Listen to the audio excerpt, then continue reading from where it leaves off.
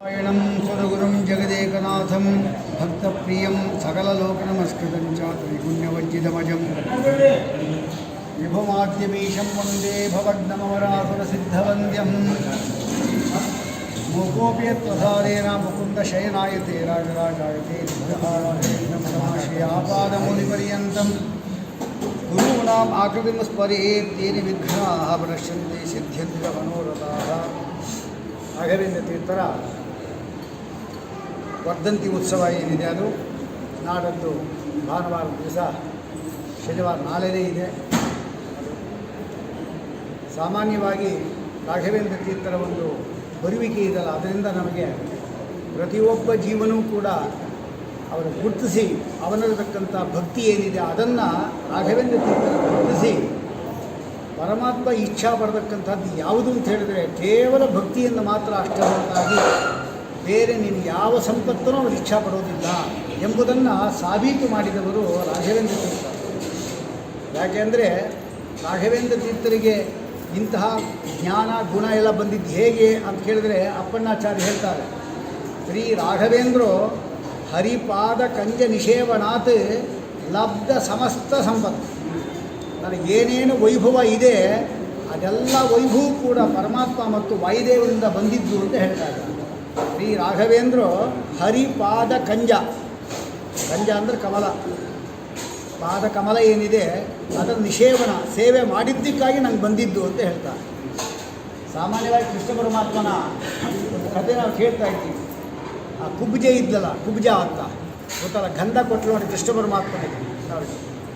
ಗಂಧವನ್ನು ಅವಳು ಪ್ರತಿ ದಿವಸ ಮಾಡಿ ಇಡ್ತಾ ಇದ್ದಂತೆ ಅವರು. ಯಾತಕ್ಕೆ ಅಂದರೆ ಕೃಷ್ಣ ಪರಮಾತ್ಮ ಇವತ್ತಲ್ಲ ನಾಳೆ ಬಂದೇ ಬರ್ತಾನೆ, ಅವನಿಗೆ ಗಂಧ ಹಚ್ಚಿಬಿಟ್ರೆ ಇಷ್ಟು ದಿವಸ ಗಂಧ ತೆಗೆದಿದ್ದು ಸಾರ್ಥಕವಾಯಿತು ಅಂತ ಅಂದ್ಕೊಂಡಿದ್ಲಂತೆ. ಅದು ಯಾವ ರೀತಿ ಕಾಯ್ತಾ ಇದ್ರೆ ಅನ್ನೋದು ದೃಷ್ಟಾಂತ ಕೊಡ್ತಾರೆ. ಶಬರಿ ಇದ್ದಲ್ಲ ಅವಳು, ರಾಮಚಂದ್ರ ದೇವ ಇದ್ದಲ್ಲ ಅವನು ಬರ್ತಾನಂತ ಹಣ್ಣುಗಳೆಲ್ಲ ಸಂಗ್ರಹ ಮಾಡ್ಕೊಂಡು ಇಟ್ಟಂತೆ ಅಂತ ಒಂದು ದೃಷ್ಟಾಂತ ಕೊಡ್ತಾರೆ. ಕಡೆಗೆ ಕೃಷ್ಣ ಪರಮಾತ್ಮ ಬಂದ ಕೂಡಲೇ ನನಗೆ ಆ ಗಂಧ ಕೊಡ್ತೀಯಾ ಅಂತ ಕೇಳಿದ. ಆಗ ಅವರೇ ಹೇಳಬೇಕು, ನಿಮಗೋಸ್ಕರವೇ ಈ ಗಂಧ ತಂದಿರೋದಷ್ಟೇ, ತಗೊಳ್ಳಿ ಅಂತ ಮೈಗೆಲ್ಲ ಹಚ್ಚಿಲ್ಲಂತೆ. ಅದಕ್ಕಾಗಿ ಪರಮಾತ್ಮ ಏನು ಮಾಡ್ದ, ಇಷ್ಟೊಂದು ಸುಂದರವಾದ ನೀನು ಮೇಲೆ ನೋಟಕ್ಕೆ ಮಾತ್ರ ನೀನು ವಕ್ರ ಅಷ್ಟೆ, ಮೇಲೆ ವಕ್ರ, ಆದರೆ ಒಳಗಡೆ ನೀನು ಹೊರಗಡೆ ತ್ರಿವಕ್ರ, ಒಳಗಡೆ ಅವಕ್ರ. ನಾವು ಎಲ್ಲ ಕಡೆ ವಕ್ರ. ಅದಕ್ಕೆ ಪರಮಾತ್ಮ ಅನುಗ್ರಹ ಮಾಡೋದೇ ಇಲ್ಲ. ಅವರ ಇದು ಕಥೆ ನೋಡಬೇಕು. ಪರಮಾತ್ಮ ಬಾಹ್ಯ ಆಡಂಬರವನ್ನು ನೋಡ್ತಾನೋ ಅಥವಾ ಒಳಗಡೆ ಇರತಕ್ಕಂಥ ಒಂದು ಜ್ಞಾನಾದಿಗಳನ್ನು ನೋಡ್ತಾನೋ ಅನ್ನಲಿಕ್ಕೆ ಈ ಕುಬ್ಜಿಯನ್ನು ದೃಷ್ಟಾಂತ ತೊಗೊಂಡ್ರೆ ಸಾಕು. ನಾವು ಅವರ ಬಾಹ್ಯ ನೋಡೋದಿದ್ರೆ ಅವನು ವಕ್ರವಾಗಿದ್ದವಳು, ತ್ರಿವಕ್ರ, ಏನು ಬೇಡ ಹೋಗು ಅಂತಿದ್ರು. ವಾದರಾಜ ಹೇಳ್ತಾರೆ ಬಿಲ್ಲಿನಂತೆ ವಕ್ರವಾಗಿದ್ದು ಅಂತ ಹೇಳ್ತಾರೆ. ಬಿಲ್ಲು ಹೀಗಿದ್ದು 3 ವಕ್ರ ಆಗಿರ್ತಾವೆ, ಹಾಗೆ ಅದು ಕೂಡ ವಕ್ರ ಆಗಿದ್ದು ಅಂತ ತ್ರಿವಕ್ರನ್ನು ಧನಸ್ಸಿಗೆ ಹೋಲಿಸಿದ್ದಾರೆ ಅವರು. ಹಾಗಾಗಿ ಅವಳು ಗಂಧ ಕೊಟ್ಟು ಕೂಡಲೇ ಹೇಳಿದ, ಇಷ್ಟು ಸುಂದರವಾದ ಗುಣವುಳ್ಳಂತಹ ನಿನಗೆ, ಭಕ್ತಿ ಉಳ್ಳಂತಹ ನಿನಗೆ ಈ ವಕ್ರತೆ ಇರಬಾರದು ಎಂಬುದಾಗಿ ಹೇಳಿ ತನ್ನ ಪಾದದಿಂದ ಅವಳ 2 ಪಾದಗಳನ್ನು ಕೂಡ ಗಟ್ಟಿಯಾಗಿ ಒತ್ತಿ ಹಿಡಿದ. ಬೆರಳು ತೆಗೆದುಕೊಂಡು ಈ ಚುಬುಕ ಇರ್ತದೆ, ಅದರ ಮೇಲೆ ಹಿಂಗೆತ್ತದ ತಕ್ಷಣ ರೂಢಿ ಆಗುತ್ತೆ. ಹಾಗಾದರೆ ಪರಮಾತ್ಮ ಏನು ಮಾಡ್ದ, ಆಮೇಲೆ ಅವಳ ಜೊತೆಗೆ 1 ತಿಂಗಳು ಅವಳ ಜೊತೆಗಿದ್ದ ಅಂತ ಹೇಳ್ತಾರೆ. ಪ್ರಸ್ತುತ 1 ದಿವಸ ಇರಬೇಕಾಗಿದ್ದವರು, ಅವ್ರು ಕೇಳಿದ್ದಷ್ಟೇ, 1 ದಿವಸ ನೀ ಅನುಗ್ರಹ ಮಾಡಿದ್ದಿ, 1 ದಿವಸ ನಾ ಇರ್ತೀನಿ ಅಷ್ಟೇ ಅಂತ ಹಿಂದಿನ ಕಥೆಯಲ್ಲೇ ಇದೆ. ಅದೆಲ್ಲ ಹೇಳಿಕೆ ನಮಗೆ ಗೊತ್ತಿಲ್ಲ. ಅಂತೂ ಹಾಗೆ 1 ದಿವಸ ಮಾತ್ರ ಇರಬೇಕಾಗಿತ್ತು. ಆದರೆ ಅವಳು ಪ್ರಾರ್ಥನೆ ಮಾಡ್ಕೊತಾಳಂತೆ, ಇನ್ನೂ 1 ತಿಂಗಳು ನೀನು ನನ್ನ ಜೊತೆಗೆ ಇರಬೇಕು ಅಂತ ಹೇಳಿಕೊಂಡು 1 ತಿಂಗಳು ಅವಳ ಜೊತೆಗೆ ಇರ್ತಾನೆ ಅಂತ ಹೇಳಿದ್ದಾರೆ. ಅಂದರೆ ಎಲ್ಲ ವೈಭವಗಳನ್ನು ಕೊಟ್ಬಿಟ್ರು. ಕೃಷ್ಣ ಪರಮಾತ್ಮ ಇದ್ದಾಳ, ಒಂದು ಗಂಧ ಕೊಟ್ಟಿದ್ದಕ್ಕಾಗಿ ಎಲ್ಲ ವೈಭವವನ್ನು ಕೊಟ್ಬಿಟ್ರಂತ ಪರಮಾತ್ಮ ಅವನಿಗೆ. ಅದೇ ರೀತಿ ಆ ಕುಬ್ಜೆಯ ಸ್ಥಾನದಲ್ಲಿ ರಾಘವೇಂದ್ರ ತೀರ್ಥ ತಗೋಬೇಕು ನಾವು. ಆ ಕುಬ್ಜೆಯ ಸ್ಥಾನದಲ್ಲಿ ಆ ಕುಬ್ಜೆ ಏನು ಮಾಡಿದ್ದು, ಗಂಧವನ್ನು ಕೊಟ್ಟರು. ಅವಳು ವಕ್ರ, ಇವರು ವಕ್ರ ಅಲ್ಲ, ಇವರು ಸುಂದರವಾದ ರೂಪ ಇವ್ರದ್ದು. ಅಥ ಕದಾಚಿತ್ ಸಕಲ ಭುವನ ಭೂಷಾಯಮಾನ ಶಾರದೇಂದು ಮಂಡಲ ದೇದೀಪ್ಯಮಾನ ಮುಖಮಂಡಲ ಮಂಡಿತ ಹೇಮಗಾತ್ರಂ. ಅಂದರೆ ಬಂಗಾರದ ಬಣ್ಣ, ವಕ್ರ ಅಲ್ಲ, ಆದರೆ ದಾರಿದ್ರ್ಯ ಎಂಬತಕ್ಕಂಥ ಒಂದು ಪ್ರಾರಬ್ಧ ಇದ್ದಿದ್ದಕ್ಕೋಸ್ಕರವಾಗಿ ಅವರು ಸ್ವಲ್ಪ ಬಿಲ್ಲಿನಂತೆ ಇದ್ದರು. ಆಮೇಲೆ ಗುರುಗಳು ಬಂದು ಆಶೀರ್ವಾದ ಮಾಡಿದ್ರು, ಅವರಿಗೆ ಸನ್ಯಾಸ ಕೊಟ್ಟರು. ಆಮೇಲೆ ಅವರು ಪರಿಮಳ ಎಂಬತಕ್ಕಂಥ ಒಂದು ಗ್ರಂಥವನ್ನು ಬರೆದರು. ನ್ಯಾಯ ಸುಧಾಕ್ಕೆ ಪರಿಮಳ ಎಂಬ ಗ್ರಂಥವನ್ನು ಬರೆದರು. ಅವಳು ಗಂಧವನ್ನು ಕೊಟ್ಟಳು, ಪರಿಮಳಯುಕ್ತವಾದ ಗಂಧವನ್ನು ಅವಳು ಕೊಟ್ಟರು. ರಾಘವೇಂದ್ರ ತೀರ್ಥರು ಏನು ಮಾಡಿದ್ರು ಅಂದರೆ ಪರಿಮಳ ಎಂಬ ಗಂಧವನ್ನೇ ಕೊಟ್ಟರು. ಇದರಿಂದ ಪರಮಾತ್ಮನ ಒಳ್ಳೆಯ ಸುವಾಸಿತರನ್ನಾಗಿ ಮಾಡಿದಾಗಾಯಿತು. ಅದಕ್ಕಾಗಿ ಎಲ್ಲ ವೈಭವವನ್ನು ಕೊಟ್ಟರು. ನೀವು ಆಲೋಚನೆ ಮಾಡಿ, ರಾಘವೇಂದ್ರ ತೀರ್ಥರಿಗೆ ಇರುವಷ್ಟು ವೈಭವ ಬಹುಶಃ ಯಾರಿಗೂ ಇಲ್ಲ, ಮಧ್ವಾಚಾರ್ಯಗೆ ಇಲ್ಲ. ಎಲ್ಲಿದೆ ಹೇಳಿರೋ? ರಾಘವೇಂದ್ರ ತೀರ್ಥರಿಗೆ ಇರುವಷ್ಟು ವೈಭವ ಯಾರಿಗೂ ಇಲ್ಲ.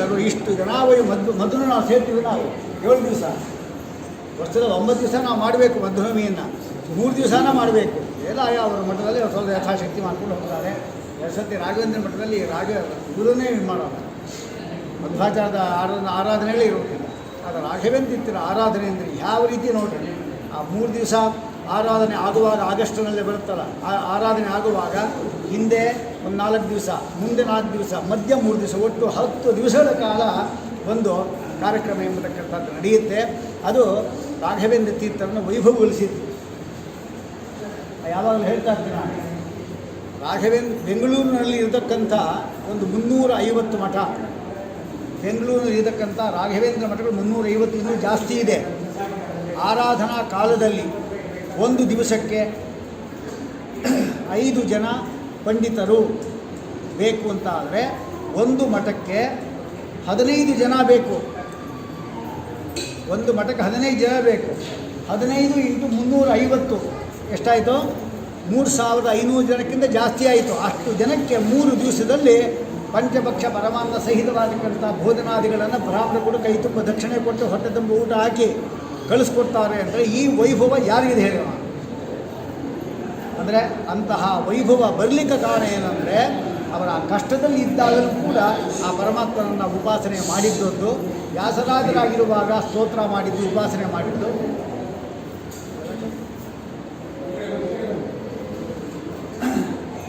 ಅದಾದ ಮೇಲೆ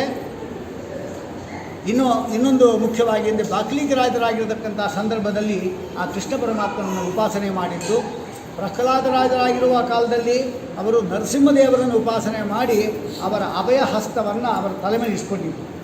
ನರಸಿಂಹದೇವರ ಅಭಯ ಹಸ್ತ ಇಟ್ಕೊಳ್ಳೋದು ಅಂದರೆ ಸುಮ್ಮನೆ ಅಲ್ಲ, ಅದು ಎಲ್ಲರಿಗೂ ಅಭಯ ಹಸ್ತ ಸಿಗೋದಿಲ್ಲ.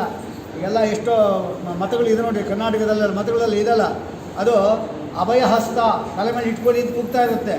ಅದು ತಲೆ ಮೇಲೆ ಇಟ್ಕೊಂಡಿರೋದು ನಾವು ನಿರ್ನಾಮ ಆಗೋದ್ವಿ ಅಂತ. ಅದು ಮೋಹಿನಿ ಭಸ್ಮಾಸುರನ ಕೈ ಇತ್ತು ನೋಡಿ, ಆ ರೀತಿ ಅಭಯಹಸ್ತ. ಯಾಕೆ ಅದು ನಮ್ಮದ್ರಲ್ಲಿ ಭಸ್ಮ ಹೋಗ್ತಾರೆ ಅವರಷ್ಟು, ಆ ರೀತಿ ಅಷ್ಟು. ಆದರೆ ನಿಜವಾದ ಅಭಯಹಸ್ತ ಅಂದರೆ ಆ ಪರಮಾತ್ಮನ ಅಭಯಹಸ್ತ, ಅದನ್ನು ನರಸಿಂಹದೇವರು ಅವನ ತಲೆ ಮೇಲೆ ಇಟ್ಟಿದ್ದಾರೆ. ಆಗ ನಿರ್ಧೂತ ಅಶುಭ ಅಂತ ಹೇಳ್ತಾರೆ. ಆ ಪರಮಾತ್ಮ ತಲೆ ಮೇಲೆ ಕೈ ಇಟ್ಕೊಳ್ಳೆ ಎಲ್ಲ ಅಶುಭಗಳೂ ಹೊರಟೋಯ್ತಂತ ನೋಡಿ. ಅಂತಹ ಒಂದು ಪ್ರಹ್ಲಾದರಾಜರು, ಬಾಕ್ಲೀಕರಾಜರು ಆ 3 ಅವತಾರಗಳಲ್ಲಿ ಆ ಪರಮಾತ್ಮನನ್ನು ನರ್ತನ ಮಾಡಿಸಿದ್ದಾರೆ. ಮುಖ್ಯ ಪ್ರಾಣ ದೇವರೇ ಇದ್ದಾರೆ. ಅವರನ್ನು ಸುಮಾರು 732 ಹನುಮಂತಗಳನ್ನು ಅವರು ಸ್ಥಾಪನೆ ಮಾಡಿ ಇಟ್ಟಿದ್ದಕ್ಕಾಗಿ ಹನುಮಂತ ದೇವರು ಹೇಳಿದ್ರಂತೆ ವ್ಯಾಸರಾಜರಿಗೆ, ನೀನು ಮೂಲೆಗಳಲ್ಲಿ 732 ಹನುಮಂತಗಳು ಸ್ಥಾಪನೆ ಮಾಡಿದ್ದೀಯಲ್ವಾ, ನಾನೇನು ಮಾಡ್ತೇನೆ ಗೊತ್ತಾ, ಮುಂದಿನ ಅವತಾರ ನಿಂದು ಬರ್ತಾರ ರಾಘವೇಂದ್ರ ಅವತಾರ, ಆಗ 7320 ಬೃಂದಾವನಗಳನ್ನು ಮಾಡಿಸಿ ನಿನ್ನ ಮೇಲೆ ನಾನೇ ಇಡ್ತೀನಿ ಅಂತ. ಹಾಗಾಗಿ ಎಲ್ಲ ಬೀದಿಗಳಲ್ಲಿ ಕೂಡ ರಾಘವೇಂದ್ರ ತೀರ್ಥರು ಬಂದಾಗ ನಮ್ಮ ಸುಷಿಮಿಂದ ತೀರ್ಥರೇ ಸುಮಾರು 90ಕ್ಕಿಂತಲೂ ಹೆಚ್ಚು ಬೃಂದಾವನ ಸ್ಥಾಪನೆ ಮಾಡಿದ್ದಾರೆ ಸುಷಿಮಿಂದ ತೀರ್ಥ ಕಾಲದಲ್ಲಿ. ಅಂದರೆ ರಾಘವೇಂದ್ರ ತೀರ್ಥರು ಅಂದರೆ ಅವರಲ್ಲಿ ನೋಡಬೇಕು ನಾವು. ಯಾಕೆಂದರೆ ನಿಷ್ಕಲ್ಮಶವಾದ ಹೃದಯದಲ್ಲಿ ಮಾತ್ರ ರಾಯರು ಕಾಣಿಸ್ಕೊಳ್ಳೋದು ತಿಳ್ಕೋಬೇಕು, ಅರ್ಥ ಮಾಡ್ಕೋಬೇಕು ನಾವು. ಯಾಕೆಂದರೆ ಏನಾದರೂ ಮನಸ್ಸಿನಲ್ಲಿ ಕಶ್ಮಲತೆ ಅಥವಾ ಇನ್ನೇನಾದರೂ ತಂಚಾಪಂಚ ಇತ್ತು ಮನಸ್ಸಿನಲ್ಲಿ ಅಂದರೆ ರಾಯರು ಮಾತ್ರವಲ್ಲ, ಯಾರನ್ನು ಗೃಹ ಮಾಡೋದು. ಅದಕ್ಕೋಸ್ಕರ ನಿಷ್ಕಲ್ಮಶವಾಗಿರಬೇಕು, ಭಕ್ತಿಪೂರಿತವಾಗಿರಬೇಕು, ಭಕ್ತಿ ಮುದ್ರೆಯಿಂದ ಕೂಡಿರಬೇಕು. ಆಗಿದ್ದರೆ ರಾಯರು ಅನುಗ್ರಹ ಮಾಡ್ತಾರೆ ಎಂಬತಕ್ಕಂಥ ಅಂಶವನ್ನು ನಾವಿಲ್ಲಿ ತಿಳ್ಕೋಬೇಕು. ಅಂತಹ ರಾಘವೇಂದ್ರ ತೀರ್ಥರು ಅವರು ಮಾಡತಕ್ಕಂಥ ಮಹಿಮೆಗಳೆಲ್ಲ ನಮಗೆ ಅರ್ಥ ಆಗಬೇಕು. ಒಂದೇ ಒಂದು ಮಹಿಮೆ ನೀವು ನೋಡಿ, ಒಬ್ಬ ರಾಜ ಇದ್ದ, ಅವನೇ ಮಾಡ್ದ, ಅವರ ಇದರಲ್ಲಿ 12 ವರ್ಷ ಬರಗಾಲ ಬಂದಿದ್ದಾಗ ಸ್ವಾಮಿ ನೀವು ಅನುಗ್ರಹ ಮಾಡಬೇಕು ಅಂತ ಕೇಳಿಕೊಂಡ. ಅವರೇ ಮಾಡಿದ್ರು, ಅವರ 12 ವರ್ಷಗಳ ಕಾಲ ಯಾವುದೇ ಒಂದು ಆಹಾರಕ್ಕೆ ತೊಂದರೆ ಬರದಂತೆ ಅವರ ಒಂದು ಯಾವುದು ಕೋಶಾಗಾರ ಇದೆ, ಧಾನ್ಯಗಳು ಇರತಕ್ಕಂಥದ್ದಿದೆ, ಅದರಲ್ಲಿ ಬೀಜಾಕ್ಷರ ಬರೆದ್ರು ಓಂ ಅಂತ. ಅದು ಬರೆದ ಕೂಡಲೇ ಎಷ್ಟು ತೆಗೆದಷ್ಟು ಬರ್ತಾನೇ ಇದೆ. ಎಷ್ಟು ಜನ ತಿಂದರೂ ಕೂಡ ಕಡಿಮೆ ಆಗಲೇ ಇಲ್ಲ. ಆ ರೀತಿ ಮಾಡಿಬಿಟ್ರು ರಾಘವೇಂದ್ರ ತೀರ್ಥರು.